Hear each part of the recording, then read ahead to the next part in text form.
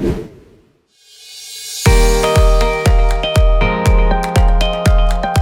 Friends, स्वागत है आपको और एक wrapping session of CA foundation law with CA law easy, जहां पे we want to make your life easy. Okay, today session, आज का सेशन में हम लोग क्या सीखने वाले हैं? हम लोग सीखने वाले हैं validity of an agreement without consideration, यानी कि कंसिडरेशन के बिना एक अग्रीमेंट का क्या वैलिडिटी रहता है, क्या वो वैलिड इन लॉ रहता है? आंसर जानने के लिए और उसके साथ बहुत कुछ एक्सेप्शंस जानने के लिए, रूल जानने के लिए हम लोग आगे देखेंगे। Okay, if as you know, this batch is for May and September 2025 वालों के लिए सीए फाउंडेशन लॉ। प्लेलिस्ट में जरूर देख लेना, और जो वीडियोस अपलोड हो चुका है, फ्री क्लासेस हम लोग दे रहे।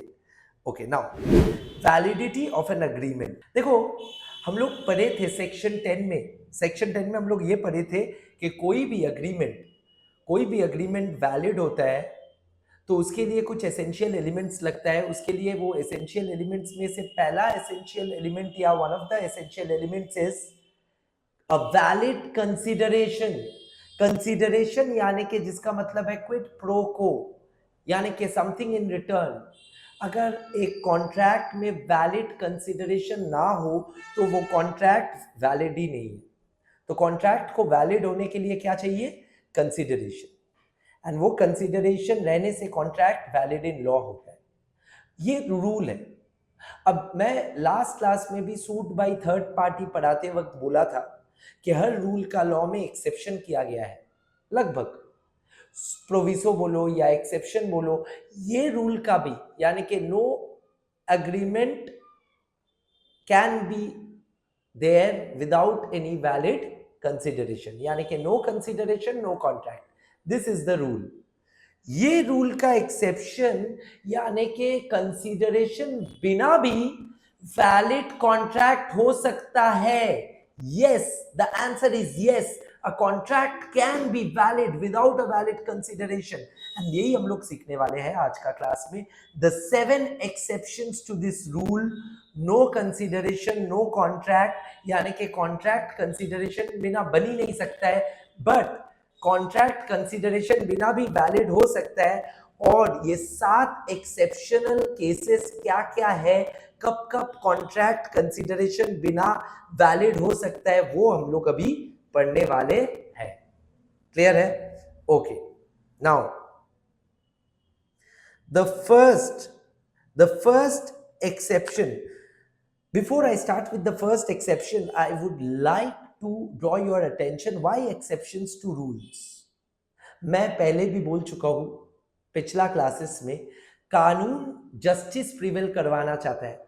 कानून का इंटेंशन है to for justice to prevail, and for justice to prevail it makes exceptions so that the rule doesn't hurt some people and in some cases. ठीक है? तो देखो, natural love and affection,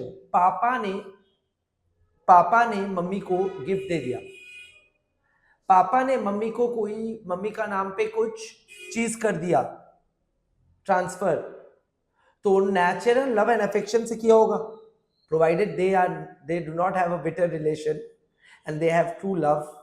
So it must be natural love and affection, and father has written and registered, in writing register करा के ये transfer किया है। बोला है कि मेरा इनकम स्ट्रीम को मैं असाइन कर रहा हूं बीवी का नाम पे, तो मेरा इनकम मेरा अकाउंट में ना जाके किसका अकाउंट में जाएगा? बीवी का अकाउंट में। ठीक है? हस्बैंड ने वाइफ को बोला, तो ये अगर इन राइटिंग रजिस्टर करा दे तो हस्बैंड वाइफ नियर रिलेशन में भी है और रिटन एंड रजिस्टर्ड भी हो चुका है, और it is a relationship of natural love and affection, ये भी प्रूफ करना होगा। तीनों पॉइंट अगर साथ में है तो नेचुरल लव एंड अफेक्शन वाला केसेस में कॉन्ट्रैक्ट अगर हो रहा है, कंसीडरेशन ना होने से भी कॉन्ट्रैक्ट वैलिड है। So exception number 1 is agreements which are forming out of natural love and affection. Natural love and affection के साथ अगर कॉन्ट्रैक्ट्स हो रहे हैं तो वो कॉन्ट्रैक्ट्स को हम लोग क्या बोलेंगे? वो कॉन्ट्रैक्ट्स वैलिड इन लॉ है। क्लियर है? तो पहला वाला है नेचुरल लव एंड अफेक्शन। दूसरा एक्सेप्शन, आइए दूसरा एक्सेप्शन बोल रहे कि मैं पास्ट में यानी कि अतीत में मैं किसी के लिए लीगल हेल्प किया था, किसी को लीगल हेल्प किया था, सलाह दिया था लीगल कॉर्पोरेट लॉ में, और वो उसका काम बन गया था उस सलाह से या सजेशन से या एडवाइस से या कंसल्टिंग से, जो भी बोलिए, फ्री में किया था, उसके लिए ही किया था। और वो आज आके मेरे को बोलता है कि ये घड़ी आपको मैं देना चाहता हूँ, एक महंगा घड़ी लेके आया और बोला ये घड़ी आपको गिफ्ट करना चाहता हूँ। मैं बोला किस बात पे? वो बोला कि ये कीमती घड़ी मैं आपके नाम इसलिए करना चाहता हूँ क्योंकि आपका कहने पे मैं जो आपका लीगल सलाह लेके काम किया था वो काम मेरा बन गया है, मेरा सक्सेस आ गया है, अब आपके लिए मैं ये इनाम के तौर पे ले आया। तो क्या ये कीमती घड़ी मुझे मिल सकता है, और मिल भी गया तो क्या ये लीगली वैलिड कॉन्ट्रैक्ट होगा, वो जो प्रॉमिस किया मेरे को कीमती घड़ी देने का? The answer is yes, because this is a compensation for past voluntary service. देखो टर्म में, लॉ में हर एक टर्म में, हर एक फ्रेज में टेक्निकल टर्म्स जुड़ा हुआ है। टेक्निकल टर्म्स अगर समझ में आ गया तो फिर काम बन गया। देखो पास्ट वॉलंटरी सर्विस बहुत इजी है। पास्ट वॉलंटरी सर्विस, वॉलंटरी शब्द को गौर करना, वॉलंटरी का मतलब खुद से अगर मैं पास्ट में कुछ किया था, किसके लिए? जो अभी प्रॉमिस कर रहे घड़ी, उसके प्रॉमिसर के लिए। Services rendered voluntarily, services render for promisor, and promisor तब एग्जिस्ट करता था, उसको ही काम में लगा, and promisor intended to compensate for the promise. ये 4 पॉइंट्स अगर मीट कर रहे, 1 2 3, promisor was in existence, and 4 he intended to compensate, ये 4 पॉइंट्स अगर मैच हो रहा है और क्राइटेरिया फुलफिल कर रहे हैं, तब जाके आप बोल पाओगे ऐसा कॉन्ट्रैक्ट, ये घड़ी देने वाला कॉन्ट्रैक्ट भी लीगली वैलिड है, भले ही इसका कोई कंसिडरेशन उसको नहीं मिलेगा अभी, क्योंकि पास्ट में मिल चुका है। सर क्या ये पास्ट कंसिडरेशन है? नहीं, पास्ट कंसिडरेशन तो किसी का कहने पे कुछ पास्ट में करना, और पास्ट कंसिडरेशन और पास्ट वॉलंटरी सर्विसेज में यही फर्क है। क्लियर है? ओके सर तो आप बोल रहे हो कोई भी कॉन्ट्रैक्ट वैलिड नहीं है विदाउट एनी कंसिडरेशन, बट कोई भी कॉन्ट्रैक्ट वैलिड नहीं है without any consideration, but exceptions है। उसमें पहला एक्सेप्शन है नेचुरल लव एंड अफेक्शन से अगर कोई कॉन्ट्रैक्ट बना है, उसमें कंसिडरेशन ना रहने से भी वो कॉन्ट्रैक्ट वैलिड इन लॉ है। नेचुरल लव एंड अफेक्शन में 3 पॉइंट्स देखना है। पहला, parties to the contract near relation में है कि नहीं, मेरा एग्जांपल में हस्बैंड वाइफ था या फादर मदर था। नंबर 2 देखना है 3 पॉइंट्स में से, पहला देखना है नियर रिलेशन, दूसरा देखना है कि नेचुरल लव एंड अफेक्शन है कि नहीं। नियर रिलेशन होने से ही थोड़ी ना नेचुरल लव एंड अफेक्शन रहता है, मियाँ बीवी लड़ता है हर रोज। नंबर 3 जो देखना है वो है कॉन्ट्रैक्ट रिटन एंड रजिस्टर्ड है कि नहीं। और दूसरा exception to this rule, no contract, अगर कंसिडरेशन नहीं है तो कोई कॉन्ट्रैक्ट नहीं है। इसका दूसरा एक्सेप्शन हम लोग जो देखे, कंपेंसेशन टू पे फॉर पास्ट वॉलंटरी सर्विसेज। अभी तीसरा और चौथा इस स्लाइड में है, टोटल 7 एक्सेप्शन है, मैं कह दूं। तीसरा एक्सेप्शन बोल रहे टाइम बार्ड डेट। अब ये टाइम बार्ड डेट है क्या? What is time barred date? मैं बता दूं, time barred dates as per limitation act बोल के और एक एक्ट है इंडिया में, as per limitation act time barred date is any date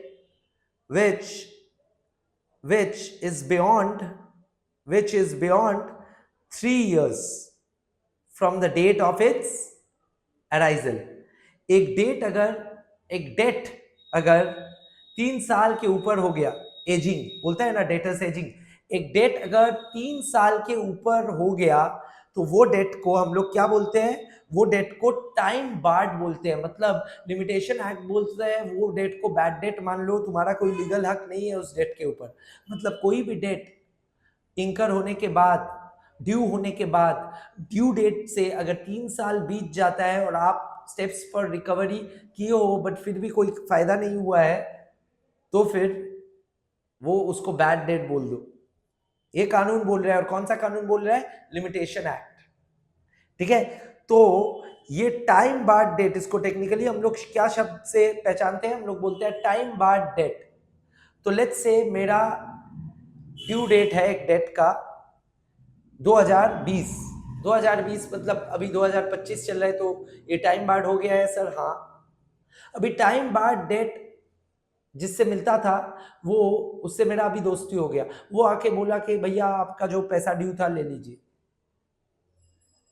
अब कानूनी तरीके से मेरा तो कोई हक नहीं बनता है ये डेट लेने का, बिकॉज लिमिटेशन एक्ट बोल दिया कि ये डेट डेड है। लिमिटेशन एक्ट क्या बोला? ये डेट तो डेड है। तो ये डेट अभी कैसे मुझे मिल सकता है? ये डेट अभी मिल सकता है if there is an exception. Once again contract act बोला, अगर कोई प्रॉमिस करता है टाइम बार्ड डेट देने का, तो you can take it will be a valid contract even though there is no valid consideration, because time barred date तो मिलने का हक ही नहीं था तुमको, तुम तो हक खो बैठे थे। तो अभी भी कोई अगर प्रॉमिस करता है without consideration, it will be considered valid in law. Okay, all right sir. Fourth exception to the rule no consideration no contract क्या है? देखो, कॉन्ट्रैक्ट एक्ट में सारा सेक्शंस नहीं है, अभी सारा सेक्शंस नहीं है, बाद में जाके यूनिट 9 तक सारा सेक्शंस तुमको दिख जाएगा। देखो, अभी बाद में जाके एजेंसी जब पढ़ेंगे, एजेंसी वाला यूनिट अलग है, तब section 185 towards the end of the act of this act, contract act बोलता है कि एजेंसी का कॉन्ट्रैक्ट, यानी कि principal to agent, agent to principal relation जिस कॉन्ट्रैक्ट से अराइज करता है, एजेंसी का कॉन्ट्रैक्ट्स में, एजेंसी कॉन्ट्रैक्ट्स में कोई कंसिडरेशन का दरकार नहीं है। तो कॉन्ट्रैक्ट एक्ट ही अगर बोल दिया तो agency contracts will be valid and it's an exception. Okay, now तो sir 5th, 6th and 7th exceptions क्या है? 5th, 6th and 7th exceptions to the rule no consideration no contract। ठीक है, ध्यान से सुनना। सर गिफ्ट का मतलब आता है, कंप्लीटेड गिफ्ट का मतलब क्या होता है? मैं बता दूं, मैंने किसी को वैलेंटाइंस डे में गिफ्ट दिया और उसने इनकार कर दिया, बोला ये गिफ्ट नहीं लूंगा, जाओ। सर गिफ्ट पसंद नहीं आया या आपको पसंद नहीं आया? दोनों ही। कोई पसंद आएगा तो गिफ्ट क्यों नहीं लेगा? ठीक है, so the point is, let's say किसी ने किसी को गिफ्ट दिया और जिसको गिफ्ट दिया उसने उसका गिफ्ट नहीं लिया। मिस्टर ए ने मिस बी को गिफ्ट दिया और मिस्टर ए का गिफ्ट मिस बी ने स्वीकार नहीं किया, तो रिजेक्ट कर दिया, तो ये गिफ्ट कंप्लीट नहीं हुआ, तो it is not a case of completed gift. Completed gift मतलब जब गिफ्ट का गिवर एंड रिसीवर दोनों सेम पेज में है, गिवर दे रहा है, रिसीवर ले रहा है, तब जाके वो गिफ्ट कंप्लीट है। और कॉन्ट्रैक्ट एक्ट बोल रहा है कि गिफ्ट में तो कंसीडरेशन कहां रहेगा? गिफ्ट मिल रहा है, तुम थोड़ी ना फिर पैसा दो दोगे, गिफ्ट दे रहे हो थोड़ी ना तुम मांग लोगे पैसा, तो गिफ्ट कैसे रहेगा? तो कंप्लीटेड गिफ्ट वाला कॉन्ट्रैक्ट में कंसीडरेशन ना रहने से भी वो वैलिड होगा। बहुत इजी चीज है। सर बेलमेंट क्या है? Bailment contracts are part of this act. Contract act में आगे जाके एजेंसी भी पढ़ने वाले हो, बेलमेंट भी पढ़ने वाले हो।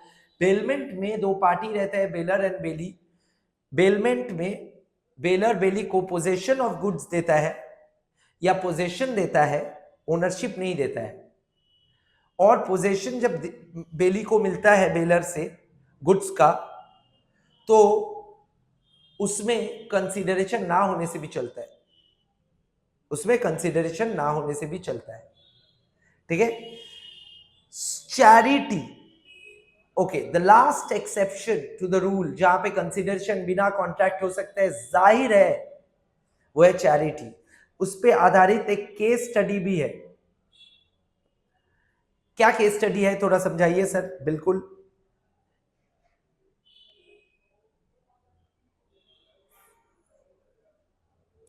ये व्यक्ति एक ऑर्फनेज गया,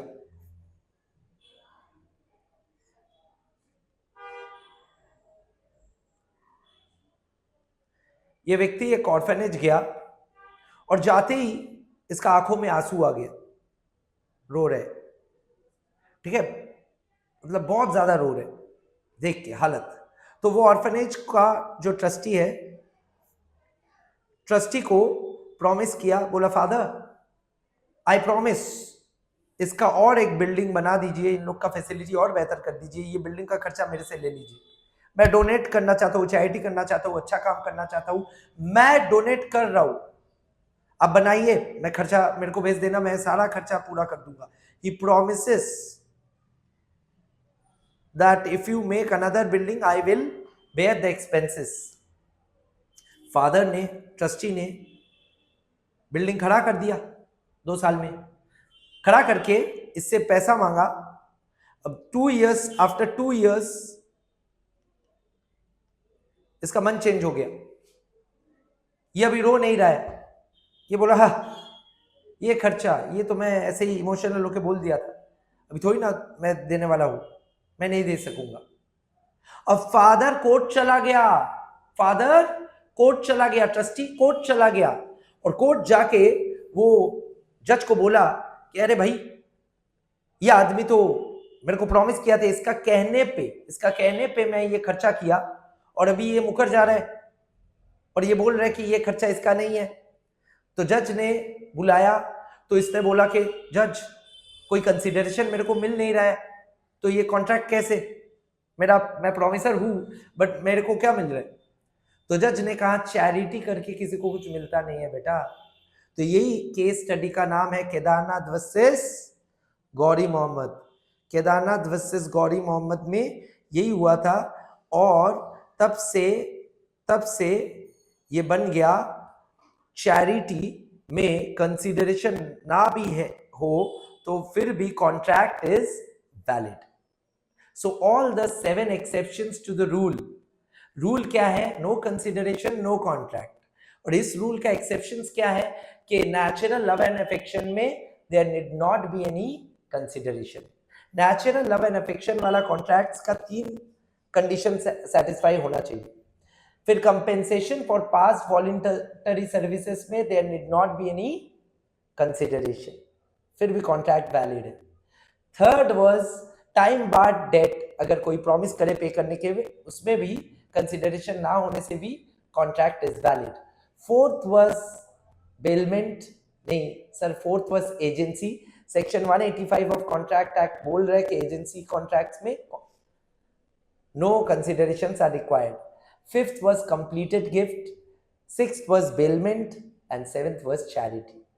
With that, we have finished another rappling session of another small topic.